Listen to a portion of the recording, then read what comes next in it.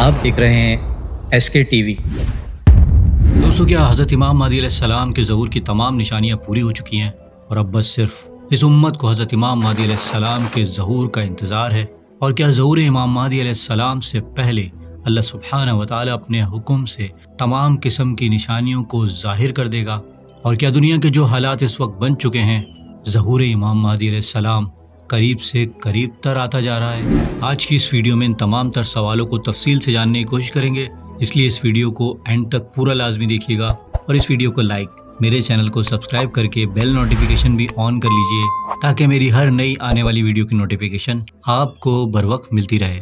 دوستو، آج ہم جس زمانے میں اپنی زندگی گزار رہے ہیں، یہ قرب قیامت کا وہ دور ہے جہاں قیامت کی تقریباً اکثر چھوٹی نشانیاں پوری ہو چکی ہیں، اور آج ہم ان نشانیوں کو اپنی آنکھوں سے خود پورا ہوتا دیکھ رہے ہیں۔ مثال کے طور پر عرب کی سرزمین کا سرسبز ہرا بھرا ہو جانا، عورتیں مردوں کی طرح اور مرد عورت کے مشابہ ہوں گے۔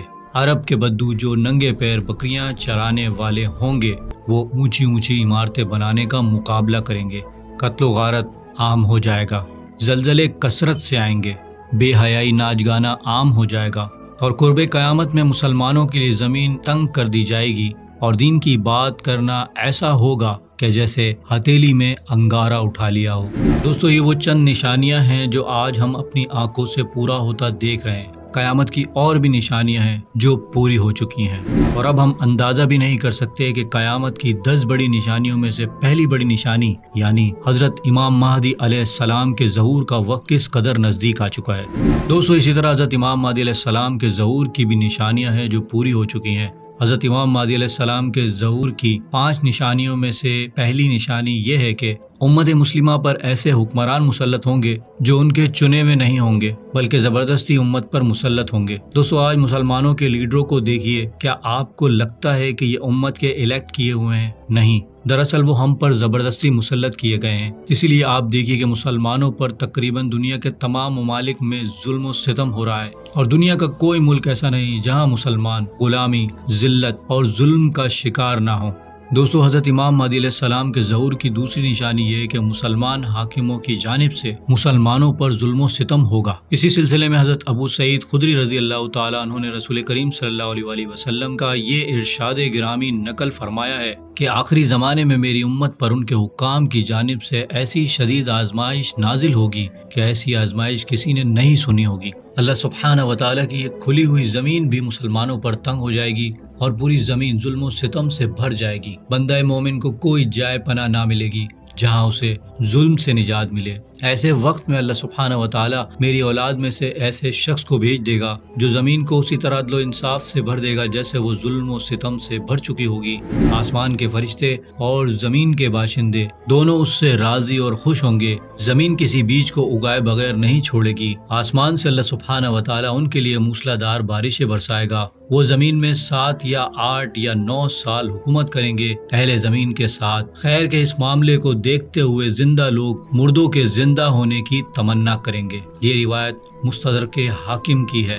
امام مہدی علیہ السلام کے ظہور کی تیسری نشانی یہ ہے کہ عراق اور شام کو اقتصادی پابندیوں کا سامنا کرنا پڑے گا۔ صحیح مسلم کتاب الفتن جلد نمبر 4 صفحہ نمبر 2234 میں یہ روایت درج ہے۔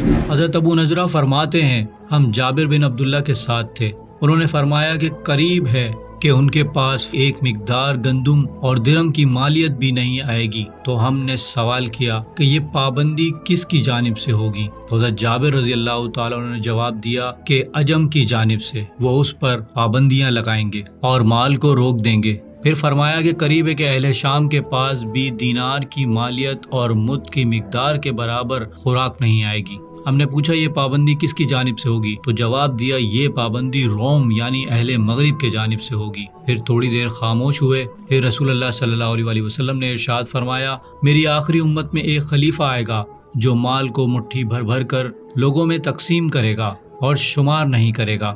میں نے ابو نضرہ اور ابو العالیٰ سے کہا، راوی کہتے ہیں تم دونوں کی عمر بن عبدالعزیز کے بارے میں کیا رائے ہے؟ کیا لب بھر بھر کر تقسیم کرنے والے عمر بن عبدالعزیز ہیں؟ تو انہوں نے کہا کہ نہیں، وہ عمر بن عبدالعزیز نہیں ہے۔ دوستو، اس حدیث پاک میں فرمائی گئی دونوں نشانیاں بھی پوری ہو چکی ہیں۔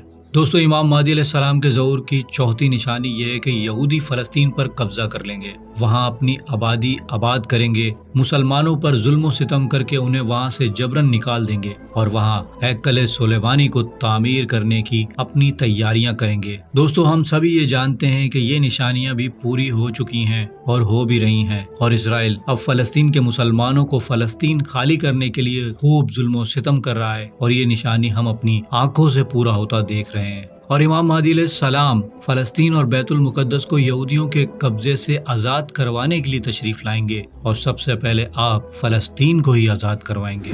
دوستو حضرت امام مہدی علیہ السلام کے ظہور کی پانچویں نشانی یہ ہوگی کہ سرزمین عرب مختلف فتنوں میں رونما ہوں گے۔ اسی سلسلے میں حضرت ابو ہریرہ رضی اللہ تعالیٰ عنہ سے روایت ہے کہ نبی کریم صلی اللہ علیہ وسلم نے ارشاد فرمایا، میرے بعد تمہارے اوپر 4 بڑے فتنے آئیں گے۔ پہلے فتنے میں خون حلال سمجھا جائے گا، دوسرے فتنے میں مال اور خون دونوں حلال سمجھے جائیں گے، تیسرے فتنے میں مال اور جان سمیت عزت و عصمت کی بے حرمتی بھی حلال سمجھی جائے گی، اور چوتھا فتنہ بہرا، اندھا اور عام ہوگا، سمندر کی لہروں کی طرح اس کی لہریں ہوں گی، لوگ اس سے بچنے کے لیے کوئی جائے پناہ نہیں پائیں گے۔ یہ شام سے گھوم کر آئے گا اور عراق پر بھی چھا جائے گا، اور جزیرت العرب کو اپنے ہاتھوں اور پاؤں سے رون ڈالے گا۔ امت اس آزمائش میں چمڑے کی طرح رگڑی جائے گی، لوگ اسے روکنے کے لیے منع بھی نہیں کر سکیں گے، ایک جانب پیوند لگائیں گے تو وہ دوسری جانب سے ہٹ جائے گا۔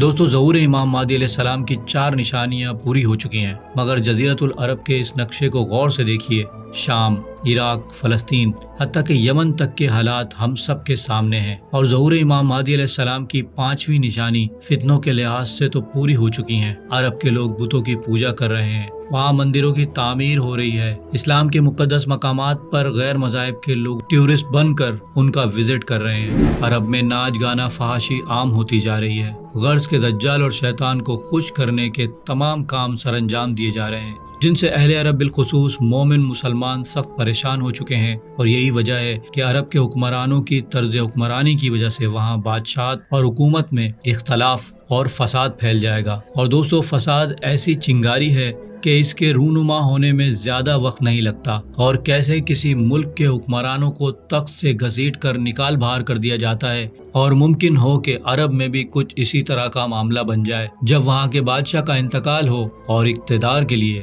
فسادات پھوٹ پڑیں، واللہ عالم۔ اسی لیے دوستو وقت بہت نزدیک آ چکا ہے، اللہ سبحانہ و تعالیٰ پوری امت مسلمہ کو ظاہری اور باطنی شیطانی اور دجالی فتنوں سے محفوظ فرمائے، آمین۔